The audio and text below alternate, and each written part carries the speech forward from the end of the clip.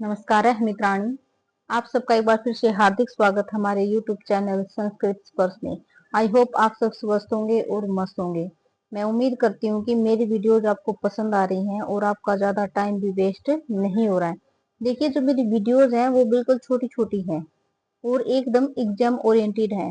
इससे कोई भी टॉपिक आपका सिलेबस के बाहर नहीं है।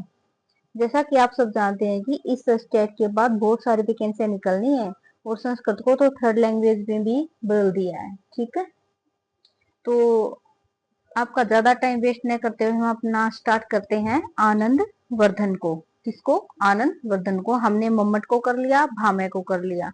देखिए, जो आपका व्याकरण वाला पोर्शन है वो हम कंप्लीट कर चुके हैं। आपके सिर्फ शब्द और रूप रहते हैं, वो हम ये जो आपका साहित्य वाला है ये कंप्लीट करने के बाद डेली का एक कर लिया करेंगे। ठीक है, और जो आपके प्रीवियस ईयर क्वेश्चन है उनको भी हम स्टार्ट कर देंगे। तो आज है आनंद वर्धन। देखिए, धवन्यालोक, इन्होंने एक रचना लिखी है। कौन सी? धवन्यालोक। ठीक है, शास्त्रीय साहित्य में आनंद वर्धन का स्थान अति विशिष्ट है। आनंद वर्धन को ध्वनि संप्रदाय का जन्मदाता माना गया है। पूछ सकता है कि ध्वनि संप्रदाय का जन्मदाता कौन है? आनंद वर्धन।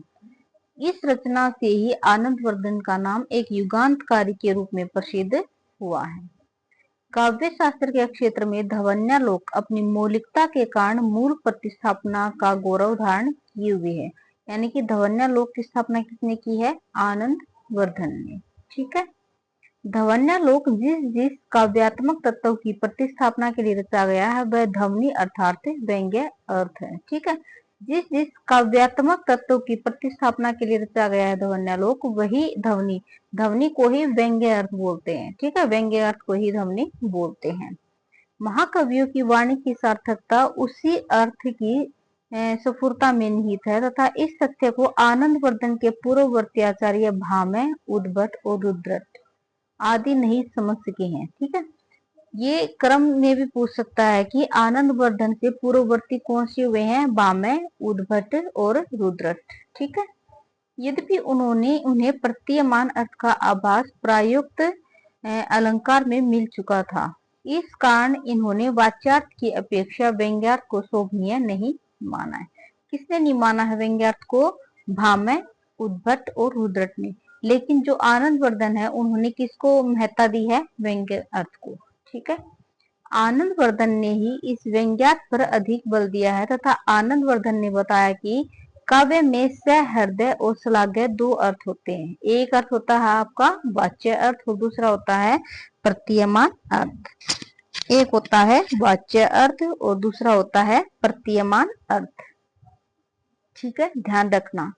कितने अर्थ बताए हैं? दो। कौन कौन से? वाच्य अर्थ और प्रतीयमान अर्थ। इनमें से प्रतीयमान अर्थ काव्य में विलक्षण सौंदर्य का आदान या ग्रहण करता है और जिस काव्य में प्रतीयमान अर्थ का सौंदर्य मुख्य रूप से होता है वह काव्य श्रेष्ठ होता है और उसे क्या कहते हैं? ध्वनि काव्य कहते हैं। कौन सा काव्य कहते हैं? ध्वनि काव्य कहते हैं। और यह ध्वनि ही काव्य की आत्मा है। ध्वनि ही किसकी आत्मा है? काव्य की आत्मा है। ठीक है, ध्वनि की स्थापना करके आनंद वर्धन ने समालोचना के एक नए मार्ग का उन्मूलन किया। आनंद वर्धन को काव्य शास्त्र के इतिहास में एक मध्य बिंदु के नाम से जाना जाता है। ठीक है, मध्य में आते हैं कौन? आनंद वर्धन। इनके पूर्व में कौन कौन थे? भामह, उद्भट और रुद्रट। क्योंकि पूर्व में भामह, दंडी, उद्भट, वामन, रुद्रट आदि तथा इनके उत्तरवर्ती आचार्यों में थे अभिनव गुप्त, मम्मट, हेमचंद्र, विश्वनाथ और जगन्नाथ आदि आचार्य थे। इस प्रकार आनंद वर्धन इन सबके मध्यकालीन कवि माने गए हैं।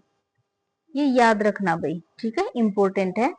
काव्य में ध्वनि को आत्मा रूप में प्रतिपादन करके आनंद वर्धन ने काव्य के अन्य तत्वों अलंकार, गुण, रीति, वृत्ति आदि की उपेक्षा नहीं की। इन्होंने व्यंग्य को तो अपनाया है, लेकिन अलंकार, गुण, रीति और वृत्ति है इनकी भी इन्होंने उपेक्षा नहीं की है। इन सबको साथ लेके चले हैं। ठीक है, इन्होंने इन तत्वों को ही समालोच्य पद्धति में समुचित स्थान दिया है।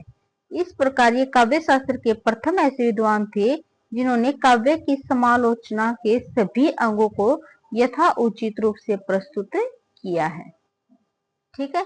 आनंदवर्धन कश्मीर के निवासी माने गए हैं। कहाँ के निवासी माने गए हैं? कश्मीर के। ठीक है। ये कवि, समालोचक व दार्शनिक माने गए हैं। इनकी विद्वता के कारण राजानक उपाधि से संबोधित किया गया है। राजानक उपाधि किसकी है? आनंदवर्धन की। याद रखना भाई। ठीक है। राजानक किसकी उपाधि है? आनंदवर्धन की। इनका व्यक्तिगत परिचय विस्तार से उपलब्ध नहीं होता। ऐसा माना जाता है कि इनके पिता का नाम क्या था? नोणोपाध्याय। क्या नाम था इनके पिता का? नोणोपाध्याय। क्योंकि इन्होंने अपनी रचना धवन्यालोक के तीसरे उद्धोत में और अपनी रचना देवी शतकम के 101वें श्लोक में स्वयं को नोणसूत कहा है। इन्होंने कहाँ पे कहा है? धवन्यालोक के तीसरे उद्धोत में और देवी शतकम के 101वें श्लोक में। ठीक है। इनका समय का लगभग 9वीं शताब्दी माना गया है। इनकी कृतियां हैं। आचार्य आनंदवर्धन की सबसे प्रसिद्ध कृति कौन सी हुई है? धवन्यालोक, जिसे काव्य शास्त्र की सर्वग्राही रचना माना गया है। सर्वग्राही रचना किसको माना गया है? धवन्यालोक को। ठीक है। जिसमें ग्रंथकार की मौलिकता, सूक्ष्म विवेचना तथा गूढ़ विषय ग्रहिता अपूर्व परिचय मिलता है। ठीक है। सर्वग्राही रचना कौन सी है? धवन्यालोक। राजानक उपाधि किसकी थी? आनंदवर्धन की। नोणसूत कौन है? आनंदवर्धन। कहाँ के निवासी माने गए हैं? कश्मीर के। ठीक है। इनकी रचना में कारिका वर्णित है। क्या वर्णित है? कारिका वर्णित है।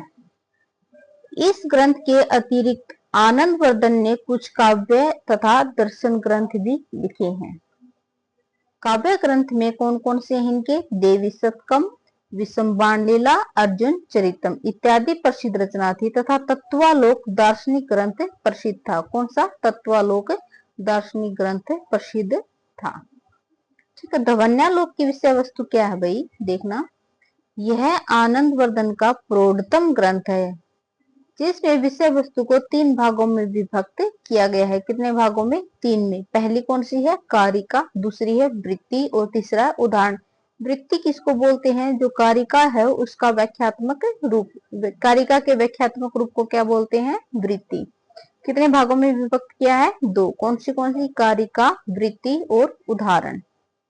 यह रचना काव्य शास्त्र का आधारभूत ग्रंथ है। इसकी विषय वस्तु 4 उद्धोतों में विभक्त है। कितने उद्धोत में विभक्त है? 4। ठीक है।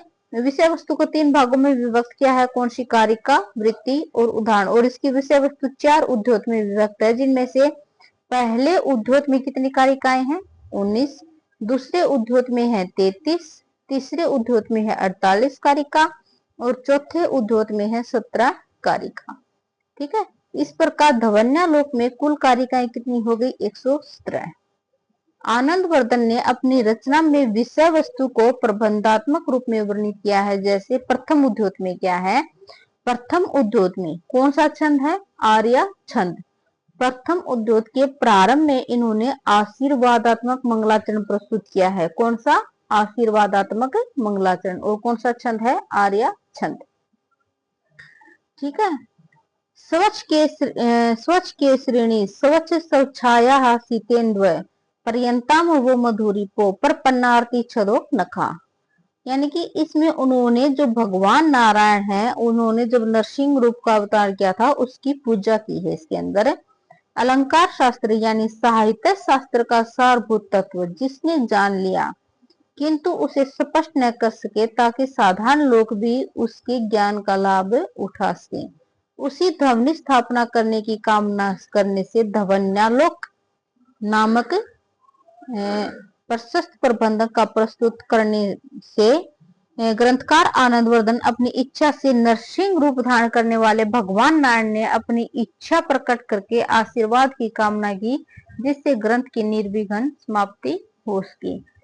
कौन सा मंगलाचरण? बस इतना याद रखना कि मंगलाचरण कौन सा है? आशीर्वादात्मक मंगलाचरण। और इसमें छंद कौन सा है? आर्य छंद।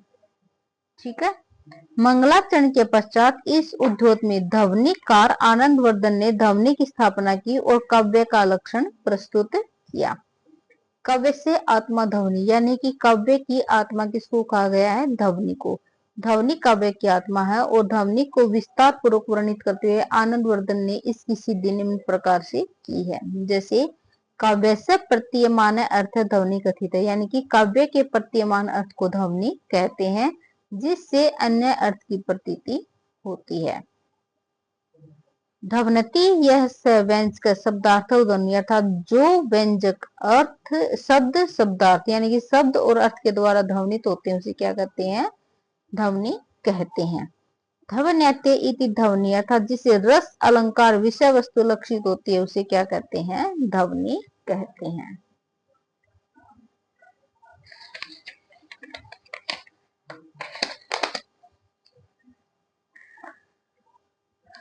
ध्वनम इति ध्वनि, अर्थात जिस काव्य में ध्वनि के भाव लक्षित होते हैं उसे क्या कहते हैं? ध्वनि कहते हैं।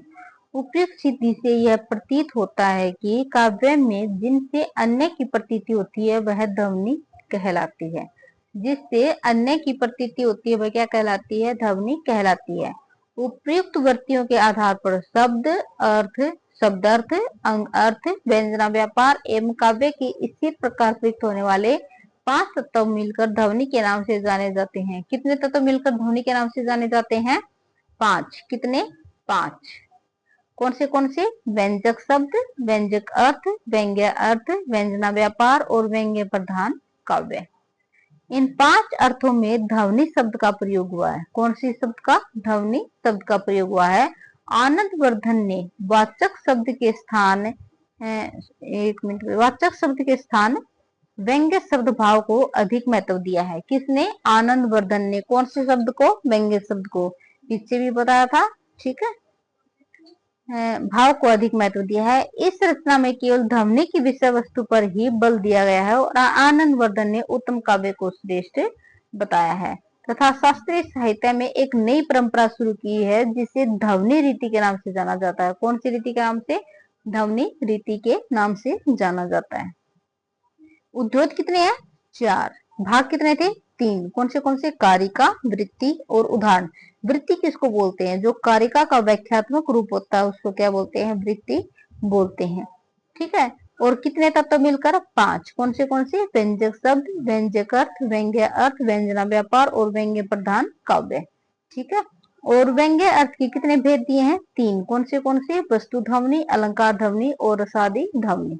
इनमें से प्रारंभिक 2 वाच्यता के साथ होते हैं और रस ध्वनि भाव रूप में होती है, ठीक है। वस्तु ध्वनि और जो अलंकार ध्वनि होती है वो तो होते हैं वाच्यता के साथ, और जो रसादि ध्वनि होती है वो होती है आपकी भाव रूप में होती है, ठीक है। इसलिए इन तीनों के ही समूह के रूप में काव्य से आत्मा ध्वनि को परिभाषित किया गया है, जो काव्य में परिभाषा के रूप में प्रायोगिक है। यहाँ पर इसी प्रक्रिया के अनुरूप यह सिद्ध होता है कि काव्य की आत्मा प्रतीयमान अर्थ है। इस प्रक्रिया का 3 संभाव्य विरोधी कौन से? अभाववादी, भक्तिवादी और अनिर्वचनीयतावादी। ये खंडन किया है। किन्होंने किया है? 3 विरोधियों ने। 3 संभाव्य विरोधी कौन से हैं? अभाववादी, भक्तिवादी और अनिर्वचनीयतावादी, ठीक है। इन्होंने इसका क्या किया है? खंडन किया है। और इसके विषय में उन्होंने अपने विभिन्न मत प्रस्तुत किए हैं। जैसे अभाववादी संप्रदाय का मत क्या था? ध्वनि नास्ति, यानी कि ध्वनि है ही नहीं, ठीक है। अभाववादी ने क्या कहा था? ध्वनि नास्ति। और जो भक्तिवादी संप्रदाय का मत है ध्वनि ही गुण, यानी कि ध्वनि गौण है, ठीक है। अनिर्वचनीयतावादी ने क्या किया था? ध्वनि अनिर्वचनीय, यानी कि ध्वनि निर्माण व परिभाषा रहित है, ठीक है। कितने विरोधी? 3। कौन से? अभाववादी, भक्तिवादी और अनिर्वचनीयतावादी, ठीक है। अभाववादियों ने क्या कहा है कि ध्वनि है ही नहीं, और भक्तिवादियों ने कहा कि ध्वनि गौण है, और अनिर्वचनीयतावादी ने कहा है कि ध्वनि निर्माण व परिभाषित नहीं है। इन 3 प्राथमिकताओं के आधार पर ध्वनि के मत समालोचकों ने परिपुष्ट किए हैं, जिनसे काव्य की परिपक्वता प्रस्तुत हुई है। और यो जो काव्य के प्रथम प्रतिपाद्य विषय काव्य से आत्मा ध्वनि, इसके उपयुक्त 3 पक्षों का मत इस प्रकार से हम जान सकते हैं। जो आपका आगे का पार्ट है वो हम कल करेंगे, ठीक है। देखिए जितनी छोटी वीडियोस रहेंगी उतना ही आपके लिए इजी रहेगा, क्योंकि आपको करने का भी मन होगा कि ये तो बिल्कुल छोटी छोटी वीडियो है कि इनमें टाइम भी ज्यादा वेस्ट नहीं होता। बनाने को तो मैं 1 1.5 2 घंटे की भी वीडियो बना दूं, लेकिन उसके साथ ही आपके पल्ले कुछ नहीं पड़ेगा। अगर थोड़ा थोड़ा करोगे, डेली का करोगे तो आपका हो जाएगा। ठीक है, आपका बिल्कुल बस ये थोड़ा सा ही सिलेबस रहता है आपका स्टेट के लिए। ठीक है, तो फिर मिलते हैं कल अपने इसी के अगले पार्ट के साथ। तब तक के लिए आप सब अपना ध्यान रखना। हाँ, एक बात और, अगर आपको लगता है कि मेरी वीडियोस आपके लिए हेल्पफुल हैं तो प्लीज मेरे चैनल को लाइक शेयर और सब्सक्राइब जरूर कर दीजिए। मिलते हैं फिर कल। धन्यवाद।